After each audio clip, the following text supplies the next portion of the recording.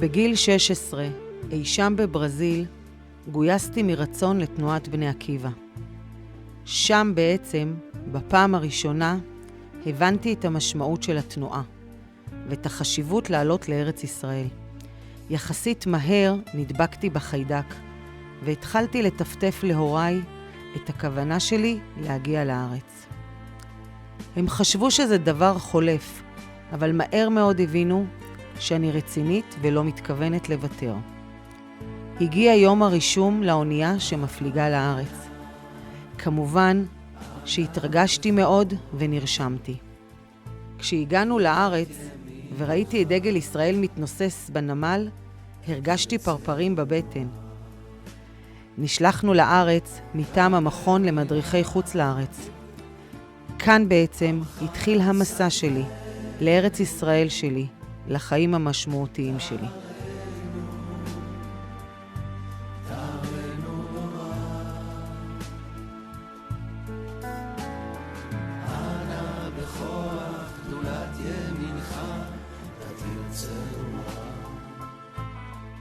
כשהגענו, חילקו אותנו לקיבוצים. אני הגעתי לקיבוץ עין צורים. שם קיבלה אותי ואימצה אותי משפחה נפלאה ומיוחדת, משפחת רייז. הגעתי מהעיר הגדולה והפכנו להיות קיבוצניקים. עבדנו ברפת, בחקלאות, באדמה, בלולים, במטבח. למדנו עברית והייתי האדם המאושר בעולם. באותו קיבוץ היו חיילים מהנחל שהיו מגיעים לאכול באותו חדר אוכל של הקיבוץ. כמובן חיילים ומדים עשו לנו את זה. בכל זאת חוצניקיות, בנות 17, מגיעות מארץ זרה.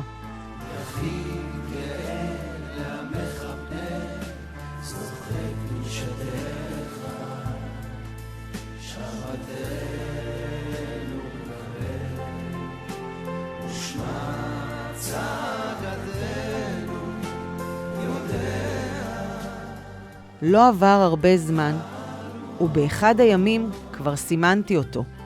גבוה, עיניים כחולות, חיוך ענק, הכי חתיך במחלקה. כמובן שמאותו יום ביקשתי להתנדב יותר במטבח. ישר אמרתי לחברותיי, אתן רואות אותו? את יעקב? הוא יהיה בעלי.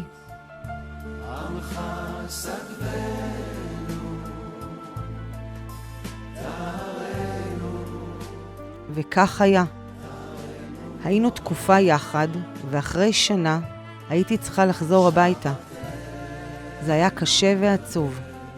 כשנפרדנו, הבטחתי שאחזור, שלא ידאג, וכך היה. התכתבנו, היינו מאוהבים, יעקב עלי שלי שלח לי טבעת, וכשחזרתי, אחרי שנה, התחתנו.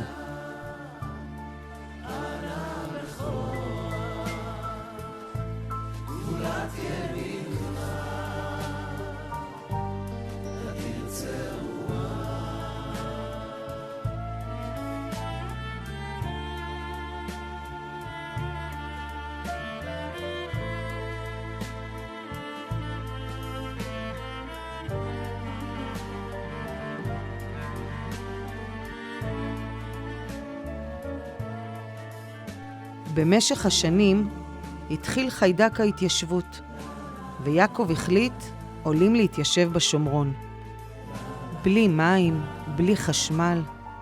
מה לי ולכל הסיפור הזה? דרום אמריקאית, חולת ניקיון. היה לי קשה, אבל בסוף נשארתי, נדבקתי, התלהבתי. בנינו יחד משפחה נפלאה.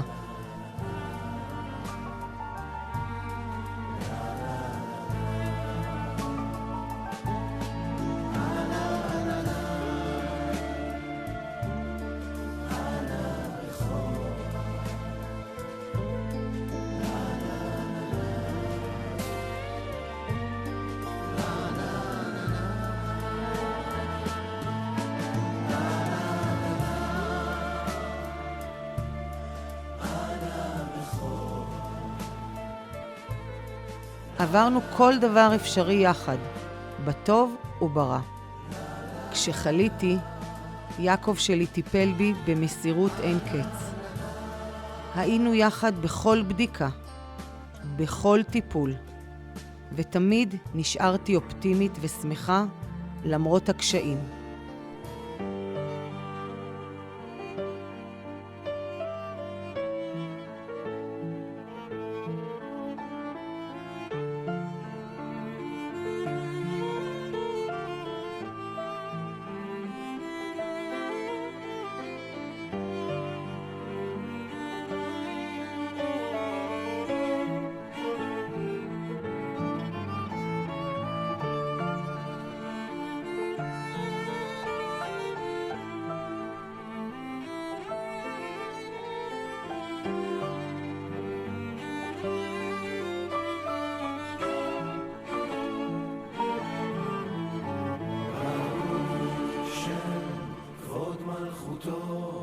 לעולם ועד, ברוך שם כבוד מלכותו לעולם ועד. תמיד החלטנו יחד שאחרי כל טיפול אנחנו מסיימים אותו בבית קפה, בחוף הים, ותמיד עם זר פרחים, תמיד בצורה אופטימית.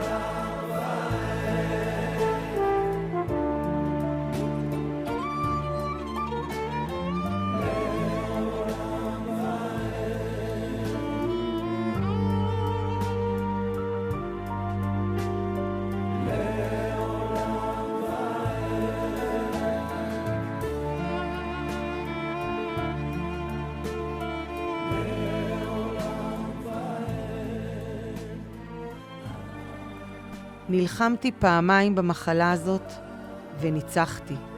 האמת, ניצחנו יחד. נהניתי בכל רגע מחיי, מילדיי האהובים, מנכדיי המיוחדים, שתמיד דאגתי לתת לכל אחד ואחת את תשומת הלב שלו. כל יום הולדת חגגתי איתם בגדול. תמיד היה זמן סבתא פרטי. הייתי אישה אהובה ומסורה. הייתי אימא בכל רמ"ח איבריי. תמיד מעורבת בהכל. הייתי סבתוש משקיענית. אהבתי כל אדם ואדם. כיבדתי כל אחד בדרכו. אימצתי המון אנשים בדרך. אהבתי את משפחתי אהבה ללא תנאים. אהבתי והשקעתי בהוריי ובאחיי היקרים בתור אחות גדולה. חשוב לי שתדעו, חייתי חיים מלאים וטובים, ולצערי הגיע זמן פרידה. הרי כולנו זמניים כאן, אין חיי נצח.